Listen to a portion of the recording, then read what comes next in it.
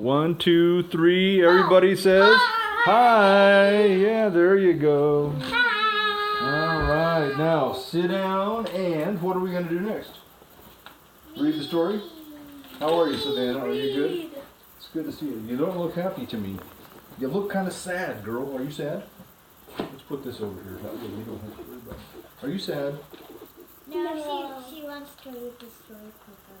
No, she wants to know how many pages. How about if we count the pages? Like 1, 2, 3, 4, 5, 6. less than 6. Oh, You good? Can we do it? You got enough patience to make it? 4. There's 4. I counted them. There's 6. 1, 2, should we do it again? 3, 4, 5, and apart. Almost 6. 6 and a half. 5 and a half. When Buna said that, I thought she meant the pages of the whole book. We're not going to read the whole book, Bruno. Guess what? I would get too tired. And so would you, wouldn't you? Okay. So shall we go quickly so we can get done? Yes, yes. Okay, yes. what do we go? We go 1, 2, 3, go, right? Okay, so this is called, this one is called The Unexpected Meeting, and this is the Magician's Nephew, chapter 13. My goodness. Okay, now do you remember what happened is they were flying on a horse that grew wings, right? And his name was Fledge, right? And they were sleeping in the dark was where we stopped at, right? And Fledge heard something, but he couldn't find nobody out there, right? Who's the witch? All right, it was probably the witch, because she's the bad guy all the time, right? Yeah. Okay, so let's go. Shall we go fast? Uh-huh. Okay. Sit up there, girl. If you play around, guess what? Everybody else will want to play. Then it makes it hard, right? If everybody's playing, then it'll take us 3.5 hours to read it. And then it'll make doing a really sad noise. Yeah. Yeah, so let's go quick. It takes like 1 hour to read every page. Nah, it usually takes about 20 minutes. If we go quick, we'll get done fast. Ready? Yes. Okay, let's go. Wake up, Diggory. Wake up, Fledge, came the voice of Polly.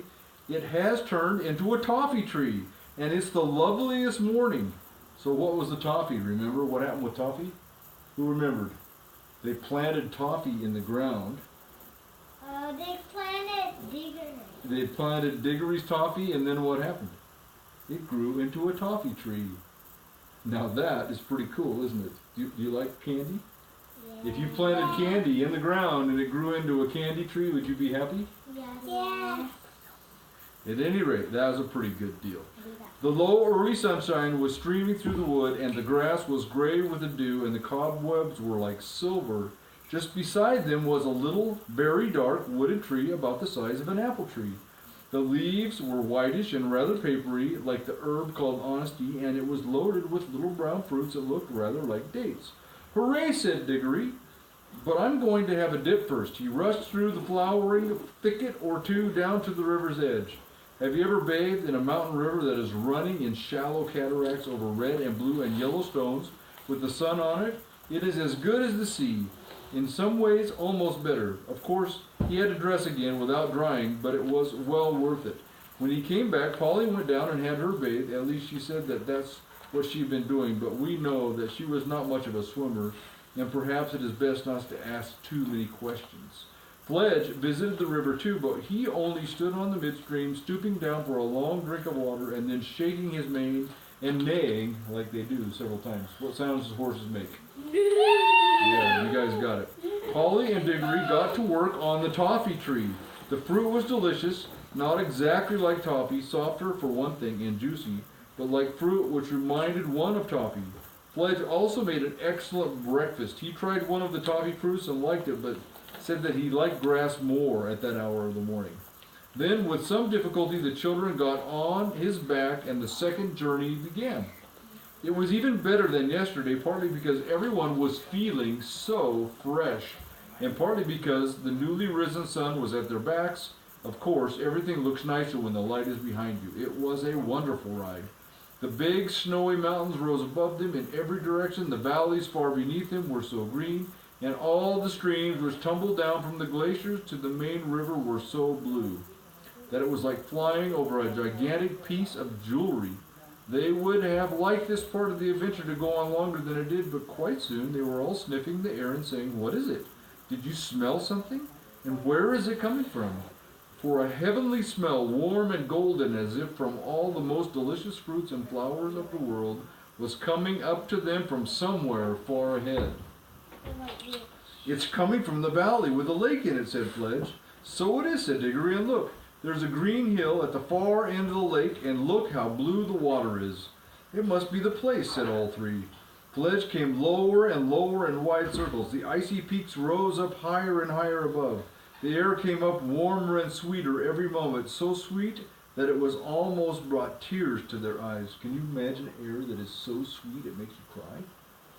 No. It smells so good you want to cry about it. What's your question, Ellie? Like the blue water is as blue as your shirt. Could be so. Might be Your as blue as shirt's blue. might be as blue as my shirt. Yep. Fledge was now gliding with his wings spread out motionless on each side and his hooves pawing for the ground. The steep green hill was rushing toward them. A moment later, he alighted on its slope a little awkwardly. The children rolled off, fell without hurting themselves on the warm, fine grass, and stood up panting a little. They were 3/4 of the way up the hill and set out at once to climb to the top. I don't think Fledge could have managed this without his wings to balance him and to give him a little help to flutter now and then. All around the very top of the hill ran a high wall of green turf. Oh, so it's a big hill with a wall around it. Inside the wall, trees were growing, their branches hung out over the wall. Their leaves showed not only green but also blue and silver when the wind stirred them. When the travelers reached the top, they walked nearly all the way around outside the green wall before they found the gate, high gates of gold, fast shut, facing due east. Up until now, I think Fledge and Polly had had the idea that they would go in with Diggory, but they thought so no longer. Okay, now this could be interesting. They thought so no longer. Wonder what that's about. You never saw a place which was so obviously private. You could see at a glance that it belonged to someone else. Only a fool would dream of going in unless he had been sent there on a very special business. Diggory himself understood at once what the others wouldn't and couldn't come in, that the others wouldn't and couldn't come in with him. He went forward to the gates alone. When he had come close up to them, he saw words written on the gold with silver letters saying something like this: "Come in by the gold gates or not at all. Take my fruit for others or forbear. For those who steal or those who climb my wall shall find their heart's desire and find despair." Take my fruit for others, said Diggory to himself. Well, that's what I'm going to do. It means I mustn't eat any myself, I suppose. I don't know what all that jaw in the last line is about. Come in by the gold gates. Well, who'd want to climb a wall if he could get in by the gate? But how do the gates open? He laid his hand on them, and instantly they swung apart, opening inwards, turning on their hinges without the least noise. So this is where you guys have to get out your imagination, right? You guys know about your imagination? Yeah, I was actually. Okay, you got it. So now you have to get it out, okay? Now that he could see into the place, it looked more private than ever. He went in very solemnly, looking around him. Everything was very quiet inside. Even the fountain, which rose near the middle of the garden, made only the faintest sound. The lovely smell was all around him. It was a happy place, but very serious. Sit upside down on your bottom. Thank you. He knew, like all the way on your bottom. Thank you. Come on, do it. Unless you want to go sit in your car. You don't want to go to your car, do you? I do. Yeah, you don't get to go to her car. You get to go home. This is what happens to you. So, we're going to be good, right? Yes, I knew you could do it. I knew it. Yes. I knew you could do it. Okay. I'm doing this so I won't move. Okay, now he knew which was the right tree at once, partly because it stood in the very center, and partly because the great silver apples with which it was loaded shone so and cast a light of their own down on the shadowy places where the sunlight did not reach. He walked straight across to it, picked an apple, put it in the breast coat of his Norfolk jacket, but he couldn't help looking at it and smelling it before he put it away. Uh-oh, what's he thinking? He's thinking he's gonna eat it. He's thinking of biting it, isn't he? Yeah, I think you're right. It could have been better if he had not. A terrible thirst and hunger came over him, and a longing to taste that fruit. He put it hastily into his pocket. But there were plenty of others. Could it be wrong to taste one? Yes. Yes, I think so. To taste one. After all, he thought, the notice on the gate might not have been exactly in an order. It might have been only a piece of advice. And who cares about advice? Or even if it were an order, would he be disobeying it by eating an apple? He'd already obeyed the part about taking one for others. While he was thinking of all of this, he happened to look up through the branches toward the top of the tree, and there, on a branch above him, his head, a wonderful bird was roosting. I say roosting because it seemed almost asleep, perhaps not quite. The tiniest slit of one eye was open. It was larger than an eagle. Its breast was yellow, its head crested with red, and its tail was purple. Now that'd be a pretty bird, and it's big too, huh? And it just shows, said Diggory afterward when he was telling the story to others, that you can't be too careful in those magical places. You never know what may be watching you. But I think Diggory would not have taken an apple for himself in any case. Things like do not steal were, I think, hammered into the boys' heads a good deal harder in those days than they are now. Still, we can never be sure. Diggory was just turning to go back to the gates when he stopped to have one last look around. He got a terrible shock. He was not alone. There, only a few yards away from him, stood the witch. She was throwing away the core of an apple which she had just eaten. The juice was darker than you would expect and had made a horrid stain around her mouth. Diggory guessed at once that she must have climbed in over the wall, and he began to see that there might be some sense in the last line about getting your heart's desire and getting despair along with it. You know what despair is? No. What's despair? It is like, It is so sad that you cannot believe how sad you are. So she got her wish, and she got despair too, okay? Might not have been very good to do what she did, I suppose. For the witch looked stronger and prouder than ever, even in a way triumphant, but her face was deadly white as salt. All this flashed through Diggory's mind in a second, and then, when he took to his heels and ran for the gates as hard as he could run, the witch was after him. As soon as he was out, the gates closed behind him of their own accord. That gave him the lead, but not for long. By the time he had reached the others, he was shouting, "Quick! Get on, Polly! Get up, Fledge!" The witch had climbed the wall or vaulted over and was close behind him again. "Stay where you are," cried Diggory, turning around to face her, "or we'll all vanish. Don't come an inch nearer." "Foolish boy," said the witch. "Why do you run from me? I mean you no harm. If you do not stop and listen to me now, you will miss some knowledge that would have made you happy all of your life." "Well, I don't want to hear it, thanks," said Diggory, but he did. "I know what errand you've come on," continued the witch, "for it was I who was close beside you in the wood last night and heard all of your counsels. You have plucked fruit from the garden yonder. You have it in your pocket now, and you are going to carry it back untasted to the lion, for him to eat, for him to use, you simpleton. Do you know what that fruit is?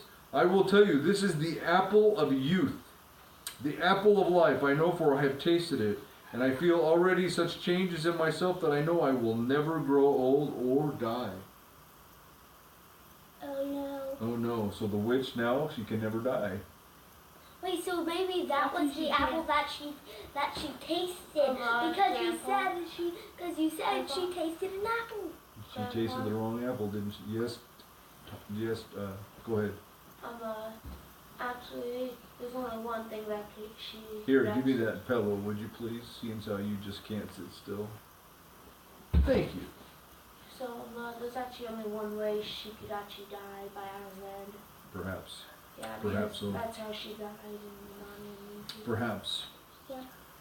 All right, at any rate. So anyway, it was the apple of life, for she tasted it.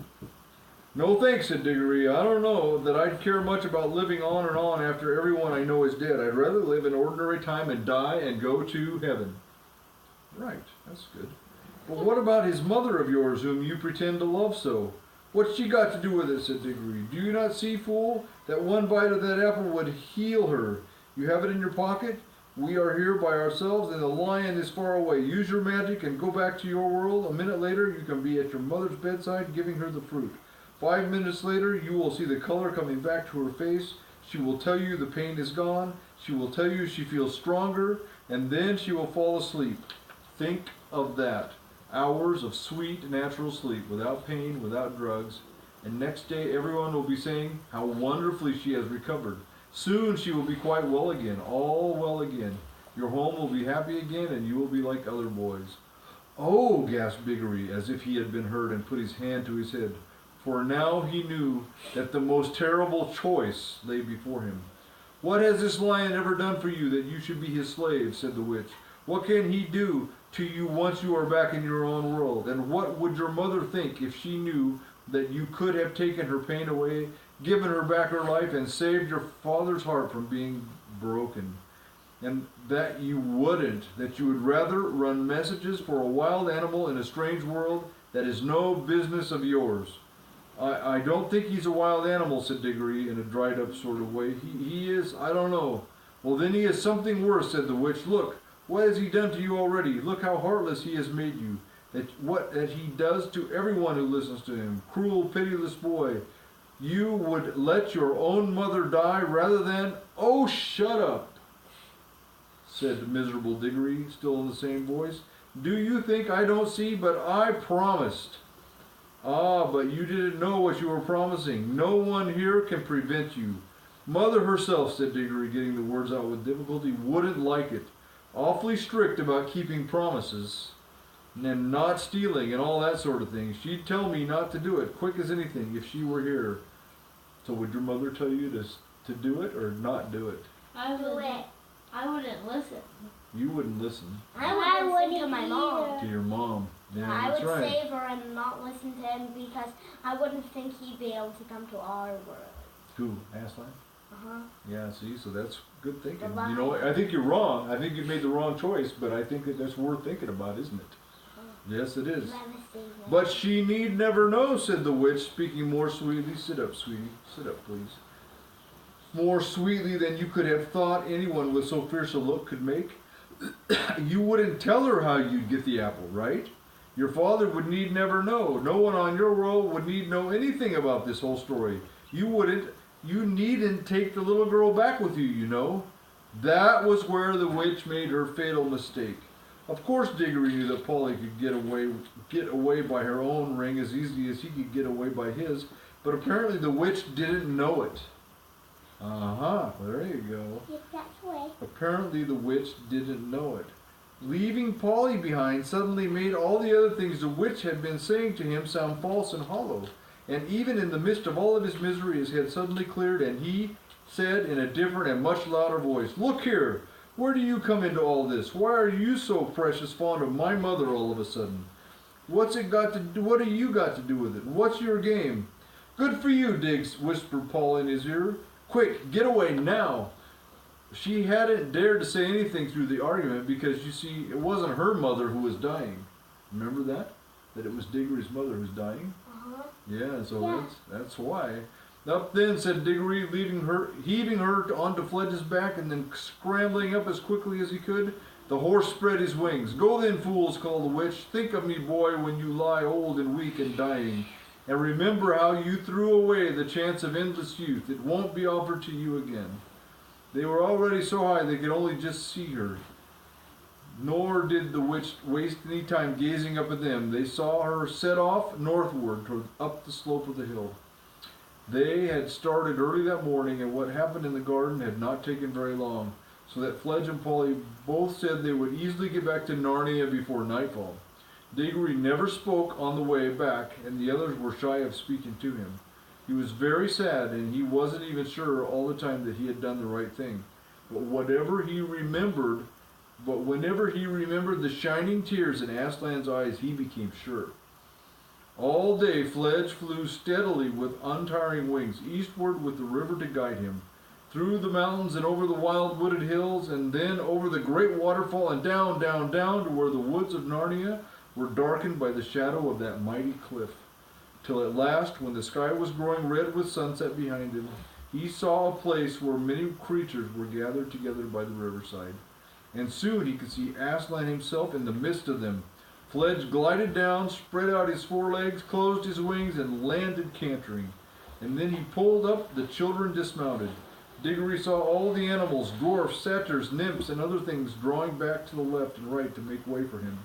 He walked up to Aslan, handed him the apple, and said, "I brought you the apple you wanted, sir." And that is the end of this chapter. What? Now you want to know more, don't you? Yes. I thought it'd be longer. That is the trouble with reading books. They always stop at a time when you want to know more. Yes. Did you know that? I think you want to know more, don't you, there, buddy? Yeah, I had a chapter book. What did I do with and my? every time I told my I lost my teacher, place it's here. right there. I lost it. Oh, I put it under that pillow right Wait, isn't here. there two? I think Yeah. there's 2 place savers. Yeah, there is. But 2's good. We can keep 2. The other one for Chloe and everybody? The other one is for Chloe and everybody. But guess what? We're making videos and sending the videos to them, so I don't have to do that. So Oh. that's another reason why you make